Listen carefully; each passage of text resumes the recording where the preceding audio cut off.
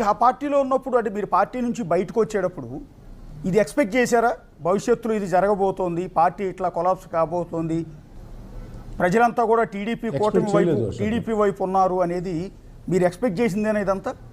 అంటే ప్రభుత్వానికి వ్యతిరేకత ఉందని తెలుసు, కానీ ఎంత పెద్ద వ్యతిరేకత ఉంది అని తెలియదు. ఒక్కటిక్కడ రమేష్ గారు అందరం గుర్తుంచుకోవాలా, ఇది ఖచ్చితంగా ప్రత్యేకంగా మనం మాట్లాడుకోవాలా.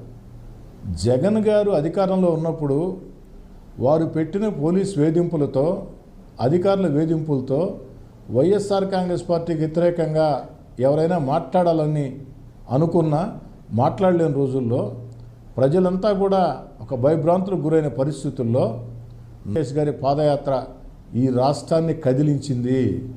నారా లోకేష్ గారు పాదయాత్ర ప్రారంభించినప్పుడు వైఎస్ఆర్ కాంగ్రెస్ పార్టీ వాళ్ళు చెప్పిన మాట 2 రోజులు 3 రోజులు చేస్తారని చెప్పని హేళన చేశారు. అంతేకాదు మైకులు కట్ చేశారు, పోలీస్ దాడులు చేయించారు. అయినా ప్రాణాలకు తెగించి ప్రజలకు ఒక భరోసా ఇచ్చే విధంగా, కార్యకర్తలకు ఒక భరోసా ఇచ్చే విధంగా నారా లోకేష్ గారు సాగించినటువంటి పాదయాత్ర తెలుగుదేశం పార్టీ కూటమి ఘన విజయంలో ఒక ప్రధాన కారణం. ఎవరు అవునన్నా ఎవరు కాదన్నా దీన్ని అందరూ అంగీకరించాలా.